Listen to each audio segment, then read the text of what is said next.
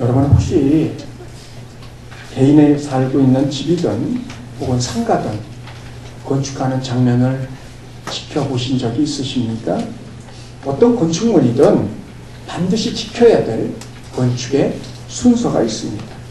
저는 전문가가 아니기 때문에 다 알 수는 없습니다만 제가 알고 있는 건축의 순서는 사진과 같습니다. 먼저 터를 닦고요. 그 터 위에 기초를 놓습니다. 그리고는 그 세워진 기초 위에 골조를 세우고 세워진 골조를 중심으로 창문에 틀을 달고 지붕을 마무리하고 마지막은 내부 인테리어와 가구 그리고 가전제품 등을 들여오면 건축과 마무리까지 모두 끝이 나게 됩니다. 그런데 이런 건축의 순서를 사람이 바쁘다고 혹은 내가 하고 싶다고 임의대로 바꿀 수는 없습니다. 기초가 다져지지 않았는데 골조를 올릴 수도 없고 골조를 올린다 한들 무너지는 건 시간 문제입니다. 골조 없이 창문에 틀을 달 수도 없습니다. 내부가 완성이 되어지지도 않았는데 현장에 가구나 가전제품을 가져다 놓으면 망가지는 건 시간 문제일 뿐입니다. 건축의 순서를 잘 밟아 나가야만 제대로 된 건축물이 등장한다는 말입니다. 그런데 건축만 그런 것이 아닙니다. 믿음 또한 마찬가지입니다. 우리의 믿음이 어느 날 갑자기 처음부터 에녹과 노아와 같은 그런 믿음을 갖고 신앙생활을 시작하는 것은 아닙니다. 믿음 역시 건축과 동일합니다. 순서가 있고 과정이 있습니다. 이를 무시할 수도 없고 건너뛸 수도 없습니다. 제대로 된 과정과 순서를 따라 믿음을 쌓아간다면 그 믿음은 웬만한 일이 아니면 무너지는 법이 없이 굳건할 것이고 오히려 그 과정과 순서를 잘 밟아 나가면 나갈수록 믿음은 더욱더 굳건해질 것입니다. 여러분은 믿음의 순서와 과정을 따라서 여러분의 믿음을 잘 다져가고 계십니까? 아니면 되는 대로의 신앙생활을 하고 계십니까? 오늘 본문은 시편 25편이고 오늘 본문의 시편 25편의 저자는 다윗입니다. 그러나 그 외에 25편에 대한 정보를 제공해주는 다른 내용은 1절 없습니다.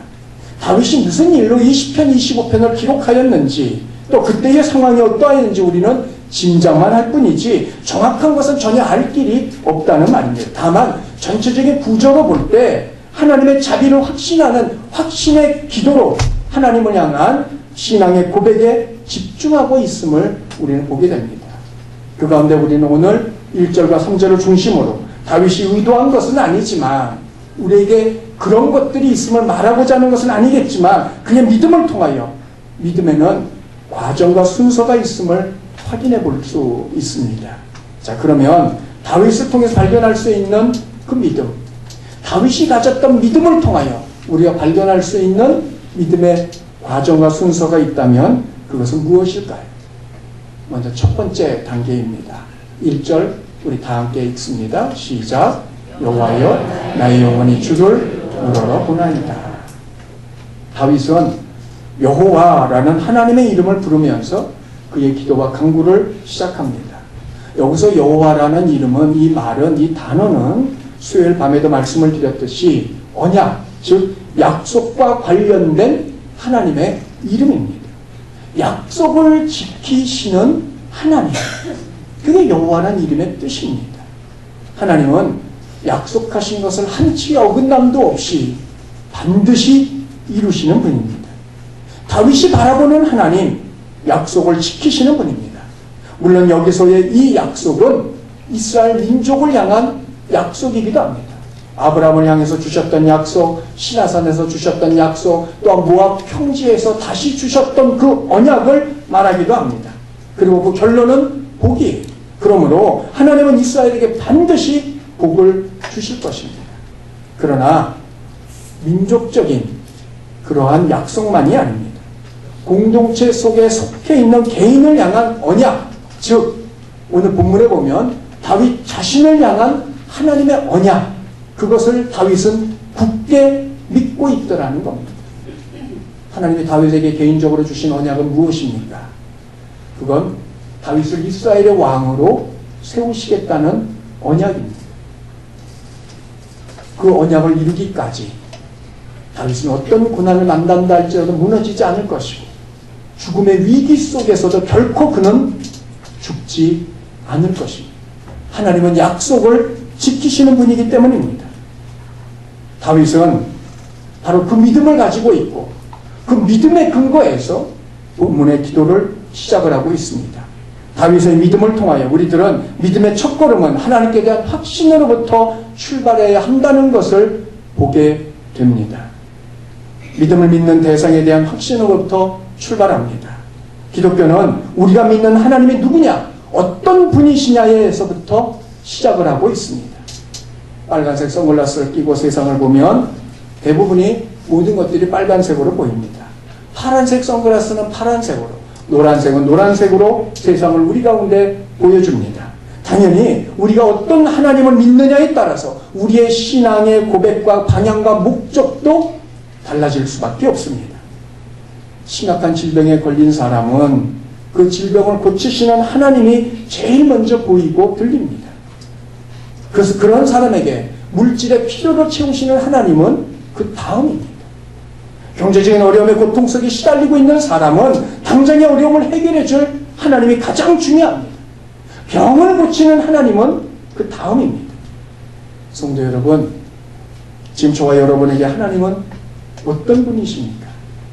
우리 모두는 성도라면 누구도 막론하고 다 하나님을 여호와라고 부릅니다.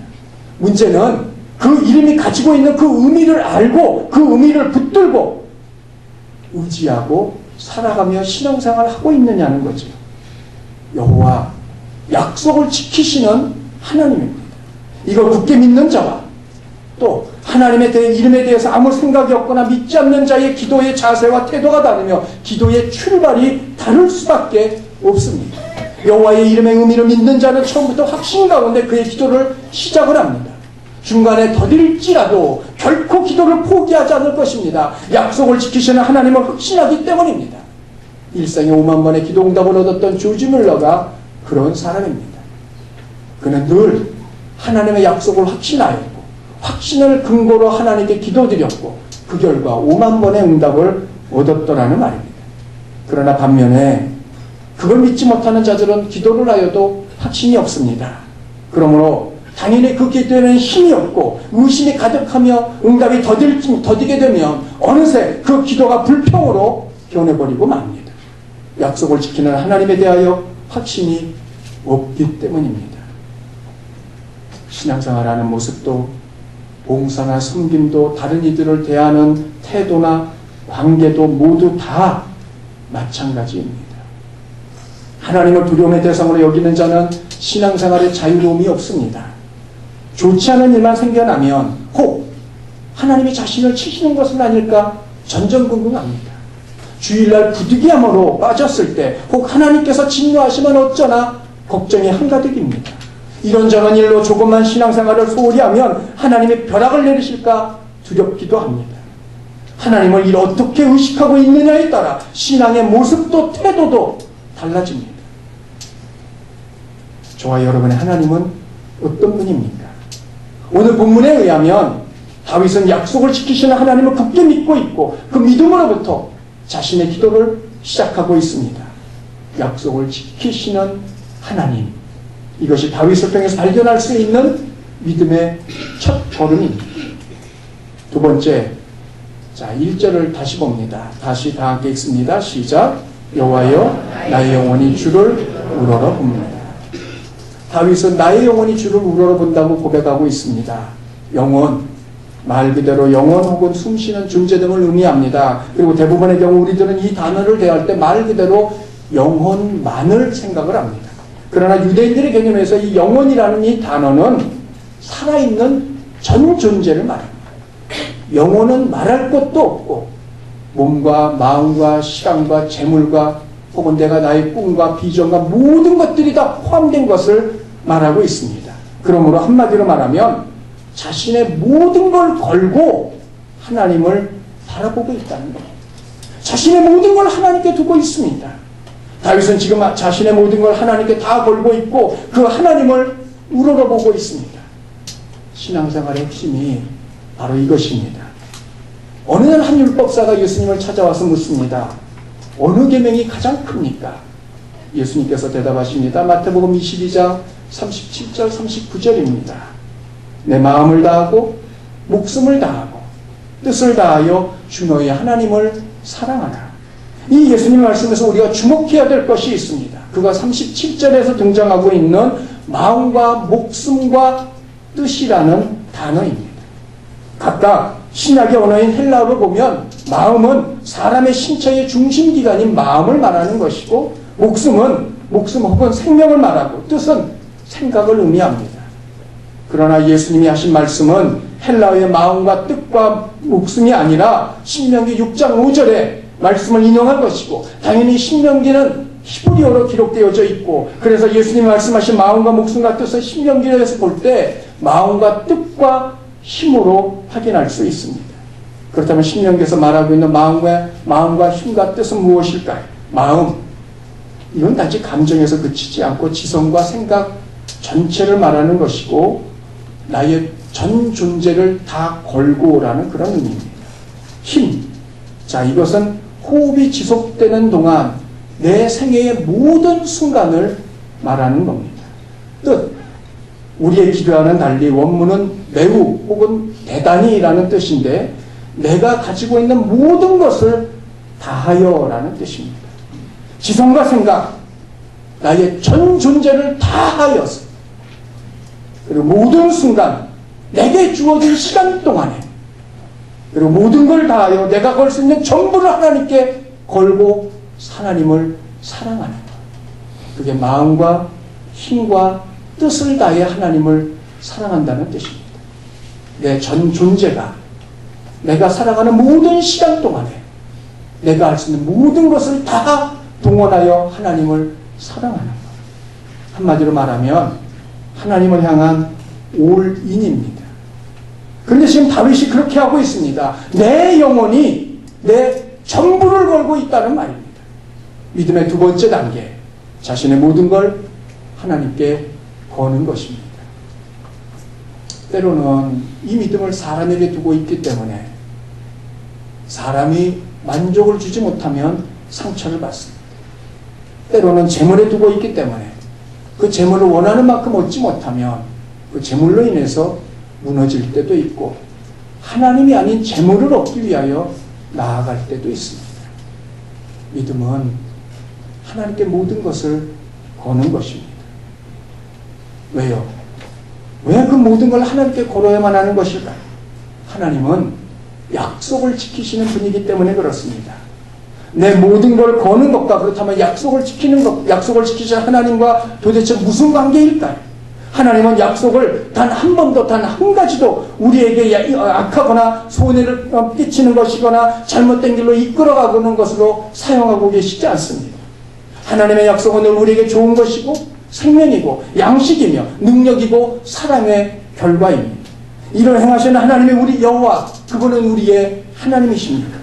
하나님은 이 약속을 지키시고 이루시기 위하여 당신의 모든 걸 다 걸고 계십니다. 오죽하면 당신 스스로의 이름을 여호와, 약속을 지키시는 하나님이라고 스스로 부르고 계시겠느냐 말입니다. 그러므로 우리 또한 이런 하나님을 향하여 우리의 모든 걸 걸어야만 합니다. 하나님은 우리에게 모든 걸 걸고 계시기 때문입니다. 결국 하나님을 사랑한다는 것은 무엇입니까? 자신의 모든 걸 하나님을 향하여 거는 것입니다. 베드로가 무리를 걸어오시는 예수님을 보며 외칩니다. 마태복음 14장 28절 주여 만일 주님이시거든 나를 명하사 무리로 오라 하소서. 이에 예수님께서 말씀하십니다. 오라. 그 결과가 무엇입니까? 29절 보세요. 베드로가 배에서 내려 물 위로 걸어서 예수께로 가되. 여러분 혹시 무협지를 좋아하십니까? 무협지 같은 곳을 보면, 무협지나 무협 영화를 보면 등평도수라는 무술이 등장을 합니다. 물 위를 걷는 무술입니다. 그런데 알다시피 베드로는 쿵푸를 배워본 적이 없습니다. 그럼에도 불구하고 그는 물 위를 걸었습니다. 여기서 우리가 주목할 것이 하나 있습니다. 베드로가 물 위를 걷기 위하여 베드로가 걸어야 할 것이 있더라는 말입니다. 무리를 걷는 쿵푸를 무술을 배운 적도 없고 그럴 능력도 가지고 있지 않은 그런 베드로가 그럼에도 불구하고 무리를 걸으려면 그가 걸어야 할 것, 자신의 모든 것이었습니다. 왜냐하면 무리를 걷는다는 건 100% 자연의 법칙에 의하면 물속에 빠지는 일이기 때문에 그렇습니다. 그럼에도 불구하고 베드로는 자신의 모든 걸 걸고 배 밖으로 자신의 발을 내딛었고 그 결과 그는 인류 역사 가운데 예수님을 제외하고 무리를 걸었던 지금까지 최초요 마지막의 사람이 되었습니다. 자신의 모든 걸 걸었기 때문입니다. 그런데 여러분, 그게 사랑이라는 걸 혹시 알고 계십니까? 우리는 사랑하면 대부분의 감정을 생각을 합니다. 그러나 진정한 사랑은 감정을 넘어서 이성이고 그리고 자신의 모든 걸 걸고 있는 행동입니다. 내가 너를 사랑한다 하면서 그 자신의 그 상대방에 내 모든 걸 주지 않는다면 그건 거짓말과 다를 바가 없는 거겠죠. 비록 베드로가 물결을 보고 물에 빠짐으로 예수님으로부터 말미암아 예수님으로부터 믿음이 작은 자여 어찌하여 의심하느냐는 그런 책망을 들었지만 단 한 걸음일지라도 그는 무리를 걸었다는 겁니다. 그게 무슨 믿음이냐고요? 그러면 우리 가운데 베드로처럼 일단 배 밖으로 자신의 발을 내디딜 사람이 몇 명이나 되는지 한번 생각을 해보십시다. 한순간일지라도 베드로는 자신의 모든 걸 죽게 걸었고 그게 사랑이고 그게 베드로의 믿음이었습니다.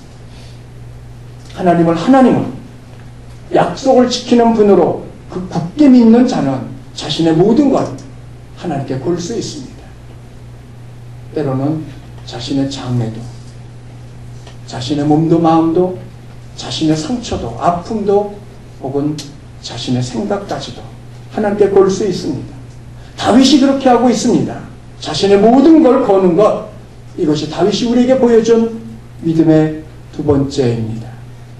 세 번째, 1절을 다시 봅니다. 다 함께 읽습니다. 여호와여 나의 영혼이 주를 우러러보나이다. 여호와여 나의 영혼이 주를 우러러보나이다. 하나님의 이 약속을 믿는 자는 자신의 전부를 걸고 주를 우러러봅니다.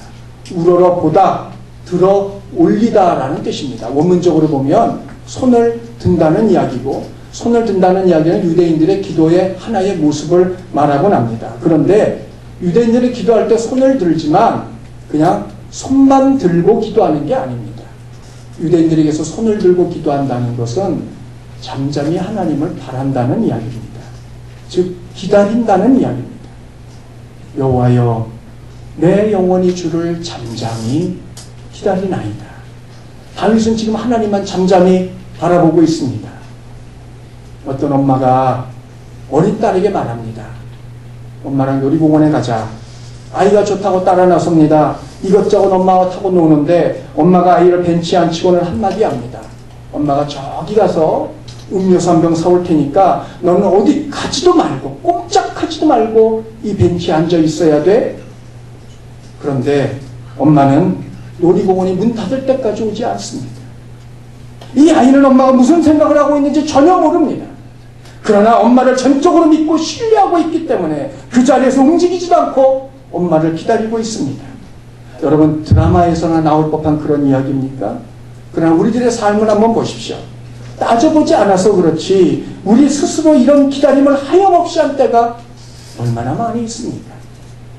사무엘 베케트라는 사람이 쓴 고도를 기다리며 라는 그런 책이 있습니다.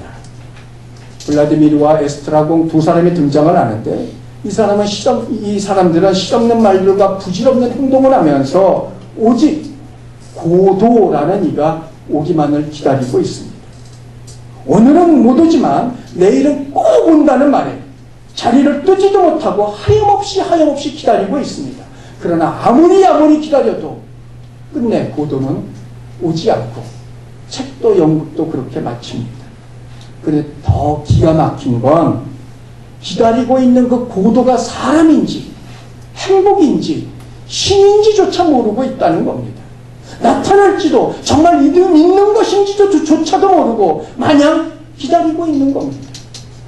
사람들마다 누구나 다 저마다의 꿈을 안고 살아가고 있습니다.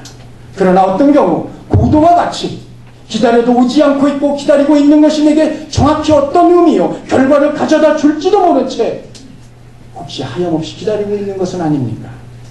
꿈은 있지만 꿈을 이룰 현실은 없습니다. 현실이 있다는 이미 그건 다른 사람들의 차지입니다. 누군가 정확히 주겠다, 풀어주겠다, 해결해주겠다 말하니었음에도 불구하고 막연히 그렇게 되기만은, 그리고 그야말로 그건 인청 안에 배들어오기만을 하염없이 기다리고 있는 그런 모습은 아닙니다. 시간이 지나면 잘 되겠지. 조금만 지나면 모든 게 잘 풀릴 거야. 막연한 기대를 걸어봅니다. 기다리는 것 외에 할 일도 할 수 있는 것도 없잖아. 그저 알아서 풀릴 때까지 그냥 그렇게 기다립니다. 문제는 그렇게 기다리는 사람들이 약속한 것을 반드시 지키시는 그 하나님은 기다리지 않는다는 겁니다. 막연함을 위해서는 자신의 시간과 물질을 남김없이 아낌없이 쏟아붓고 그러면서도 기다리고 있으면서도 모든 것을 움직이시고 해결하시는 그 하나님을 향해서는 자신의 모든 걸 걸고 그 하나님을 기다리고 있지는 않습니다. 하나님의 약속이 없기 때문입니까? 그럴 수도 있습니다. 내가 기다리고 있는 것에 대해서 하나님은 약속을 주지 않으실 수도 있습니다. 그렇다면 하나님이 주시는 다른 약속은 찾아보셨습니까? 다른 약속을 받아내려가는 일조차 하지 않고 혹은 하나님을 기대하지도 않으면서도 누구도 약속하지 않은 막연함을 위해서는 내 모든 걸 걸고 기다리고 있는 우리들은 고독을 기다리고 있는 사람들과 무엇이 다를 바 있겠습니까? 그러나 본문의 다윗은 전심을 다하여 자신의 모든 걸 다 걸고 주님을 기다립니다. 주목할 것은 주님이 가져오시는 선물을 기다리고 있는 것이 아니고 주님 자체를 기다리고 있더라는 말입니다. 여러분 3절을 다시 보십시오.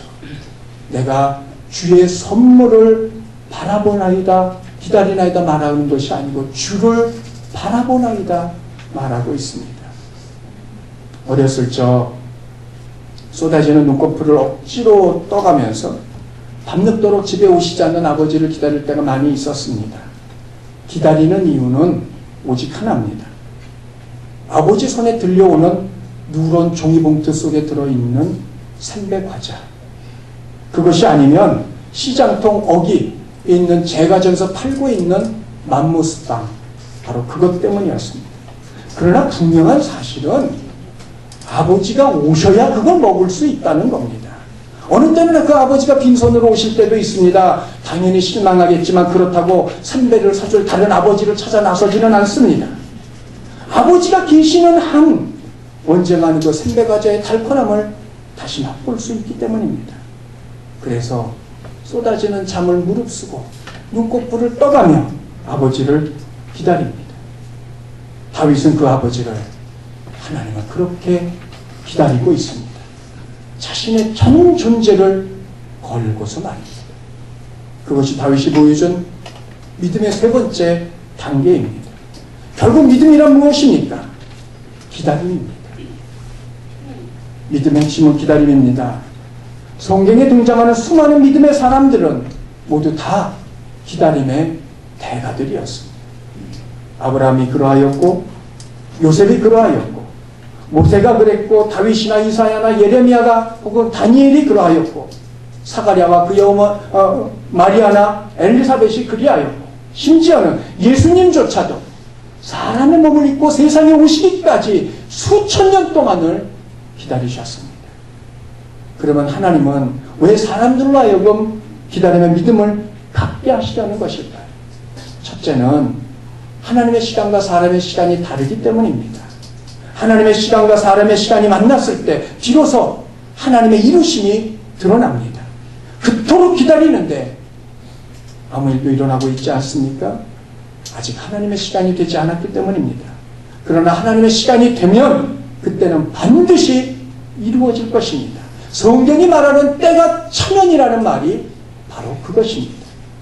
둘째, 믿음은 자라야 하고 그 믿음이 자라기까지 시간이 필요하기 때문입니다. 그냥 저절로 자라고 있는 믿음은 없습니다. 만일 그런 믿음이 있다면 수없는 믿음의 선배들이 모든 인내의 기다림은 헛수고였습니다.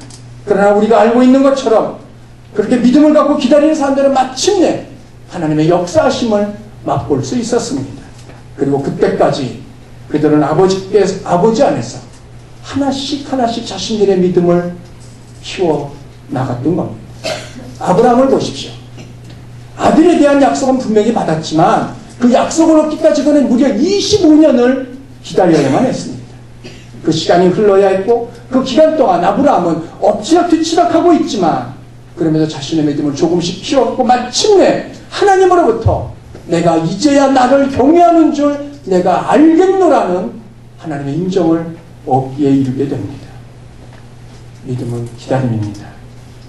하나님이 약속하신 것을 지키시는 분이심을 믿고 그 하나님을 향하여 자신의 모든 걸 걸고 하나님이 하실 때까지 참아 기다리는 것, 그것이 믿음이 자라가는 단계입니다.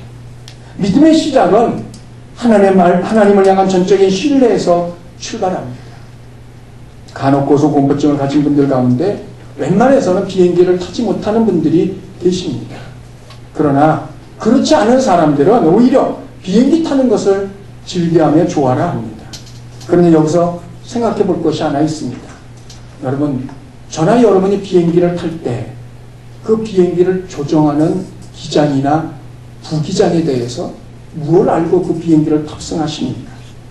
우리는 기장이나 부기장에 대해서 아무것도 알지 못한 채 그럼에도 불구하고 아무 걱정이나 염려 없이 그 기장이 부기장이 조종하는 비행기를 타고 있더라는 겁니다. 기껏해야 출발하고 난 다음에 기장의 이름이 뭔지 그리고 몇 마디 하는 것이 전부일 뿐입니다. 그나마 들은 기장의 이름조차도 우리는 까마득하게 잊어버리고 있습니다.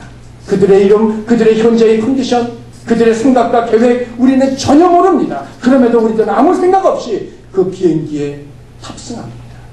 그리고 아무 두려움도 불안도 염려도 없이 비행을 즐기고 있다는 말입니다. 창밖을 내다보고요. 승무원이 가져다주는 기내식을 아무 의심 없이 받아 맛있게 먹고요. 공짜로 볼 수 있는 영화 채널을 이리저리 돌려보고 형편이 좀 나은 분들은 기내 면세품까지 구입을 하곤 합니다. 여러분, 그러면 이건 비행기를 믿는 겁니까? 아니면 기장을 믿는 겁니까? 부기장을 믿는 겁니까? 그도 아니라면 승무원을 믿고 그도 아니라면 정비사나 관제사를 믿는 겁니까? 우리들이 비행기를 탈 때 가지고 있는 믿음은 그런 것이 아닙니다. 우리의 믿음은 내가 지금 타고 있는 이 비행기는 아무 일도 없을 것이라는 나 스스로 나 자신의 확신에 근거한 믿음을 갖고 그 비행기를 타고 있는 겁니다. 그러나 그런 믿음을 갖고 있는 우리들은 정작 어떤 존재입니까? 그런 믿음의 확신함의 근거를 어디에 두고 있는지 우리는 조차 알 수도 없고 또한 미물이라고 깔보고 있는 공중의 새조차도 못한 그래서 비상시에는 자기 몸 하나 제대로 지키거나 보호할 수 없는 그런 능력이 전혀 안 되는 존재인 바로 그런 사람들이 우리들입니다. 그러나 우리를 지으신 하나님은 다릅니다. 나를 지으실 뿐만 아니라 지키시고 보호하시고 책임지시고 동행해 주시는 분이 하나님입니다. 그 하나님을 신뢰하는 자는 비행기에 문제가 있을지라도 그리고 그런 걸 알았을지라도 아무 걱정 없이 담대히 비행기에 오를 수 있습니다. 그렇게 하나님을 믿는 자는 하나님을 향해 자신의 모든 것을 걸 수 있습니다. 그렇게 할지라도 절대로 손해가 아니라는 것을 알기 때문입니다. 그리고 그 하나님이 이루어 주실 것을 기대하며 잠잠히 기다립니다. 사랑하는 성도 여러분, 이런 믿음을 여러분이 가지고 계십니까?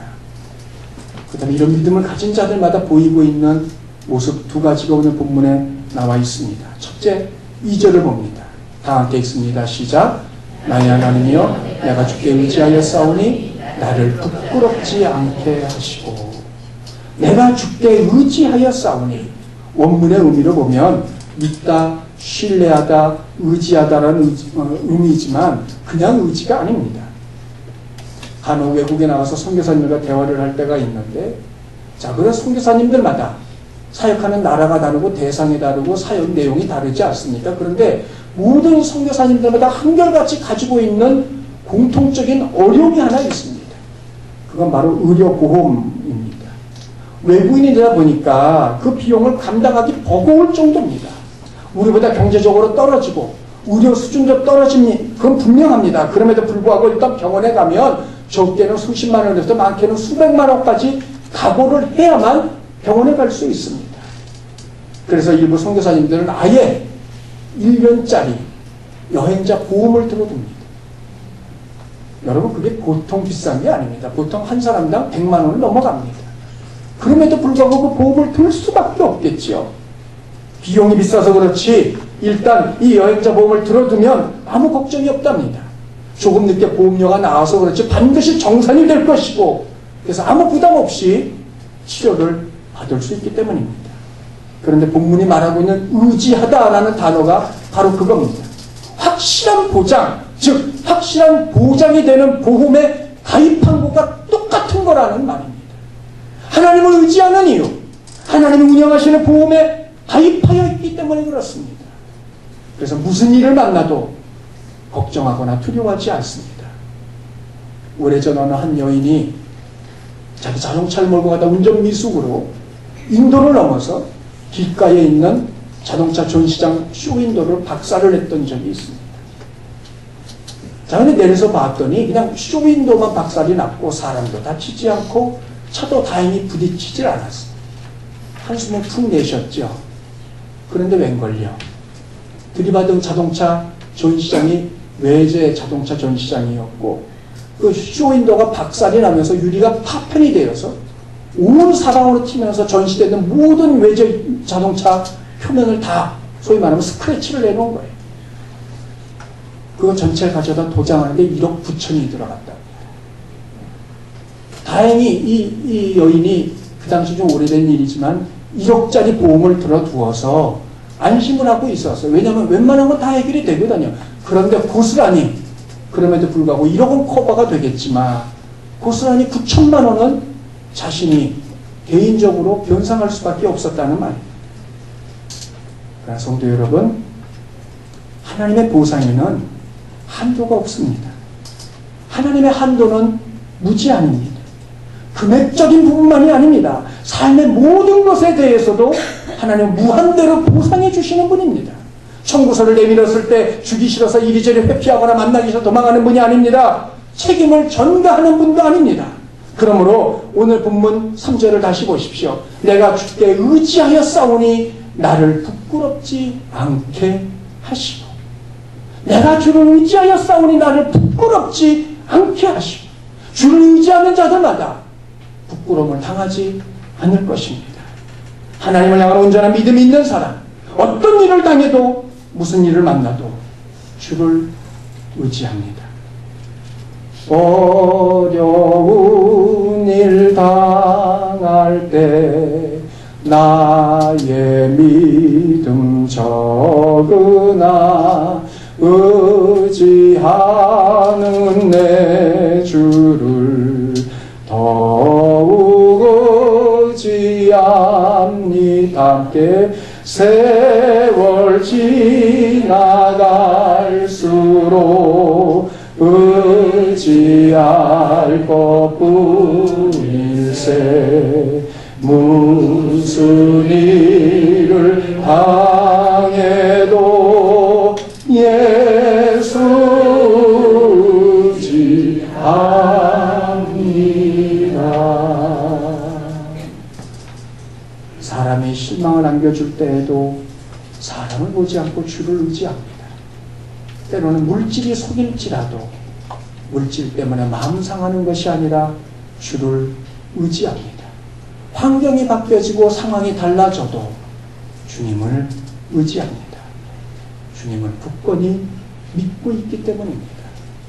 두 번째 3절 우리 다 함께 읽습니다. 시작. 주를 바라는 자들은 수치를 당하지 아니하려니와.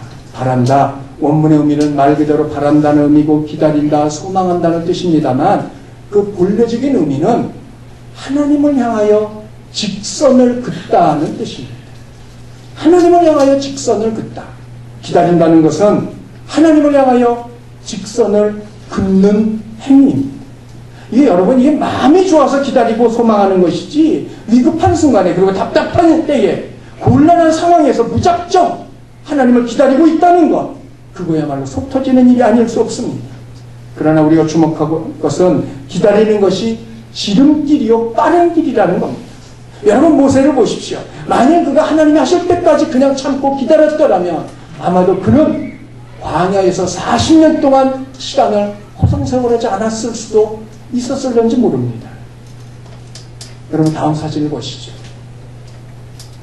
왼쪽으로 보시는 것이 한국에 있는 동강입니다. 오른쪽에 보이는 것은 한강입니다. 여러분 두 강의 물결이 흘러갈 때 어느 쪽이 빨리 흘러갈까요? 어느 쪽입니까? 동강이에요? 구불구불한 쪽이 빨리 흘러갑니까? 네. 새로운 자연 질서를 하나 발견했습니다. 직선이 빠를 수밖에 없겠죠. 물길이 흘러가는 건 말입니다. 바란다, 기다린다, 하나님을 향하여 직선을 긋다, 늦는 것 같지만 지름길이고 빠른 길입니다. 왜냐하면 사람이 하나님의 시간을 끌어당겨 올 수도 없고 그럴수록 오히려 일만 망칠 뿐입니다. 문제 해결에는 전혀 도움이 되지 않는다는 말입니다. 하나님이 하실 때 늦는 것처럼 보여도 그때가 가장 빠를 때요 지름길입니다. 하나님은 절대 지각하는 분이 아닙니다. 하나님을 전적으로 믿는 자는 기다릴 수 있습니다. 그것이 가장 빠른 길임을 믿기 때문입니다. 그리고 이런 자들은 절대로 하나님 앞에서 수치를 당하지 않을 것입니다. 왜냐하면 하나님은 수치를 당하기 전에 일을 행하시기 때문입니다. 사랑하는 성도 여러분, 혹시 하나님께 이런 하나님을 향하여 무한대의 복음을 들어두셨습니까? 하나님께 직선의 선을 긋고 계십니까? 오직 믿음의 사람만이 이건 가능한 일입니다. 어려운 일이 있으십니까? 문제는 있는데 해결할 능력이 없으십니까? 해결하고 풀기 위하여 동분서주하지 마시고 사람에게 아쉬운 말씀하지 마시고 요소를 생각해내기 위하여 애쓰지 마십시오. 대신 여러분의 믿음을 키워가십시오. 하나님을 절대적으로 신뢰하시기 바랍니다. 하나님은 약속을 지키시는 분이심을 분명히 믿으시기 바랍니다. 그리고 그 하나님을 향하여 여러분이 걸 수 있는 모든 것들을 다 보시기를 바랍니다. 많이 걸면 걸수록 오히려 여러분의 유익은 그만큼 더 클 것입니다. 있는 힘을 다하여 할 수 있는 만큼 여러분의 것을 거십시오. 그리고 하나님을 기다리십시오. 여러분의 시계로 시간을 재지 마시고 하나님께 맡기십시오. 대신 하나님만을 절대적으로 의지하고 그 하나님만을 바라보며 나아가십시오.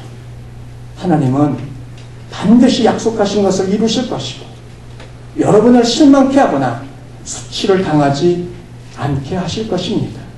여러분이 하나님께 드린 것 이상으로 갚으실 것이며 여러분이 기대하지도 못하였던 그런 은혜들을 베풀어 주실 것입니다. 이것이 다윗이 가졌던 믿음이고 다윗은 이 믿음으로 자신에게 주어지고 있는 그 모든 어려움들을 이겨내고 있습니다. 다윗이 보인 이 믿음을 따라 저와 여러분들도 이 믿음을 발전시켜서 하나님이 주시는 만큼 그리고 또한 하나님의 베푸시는 만큼의 은혜와 복을 다 누리실 수 있는 저와 여러분들 다 되시기를 주님의 이름으로 축원합니다.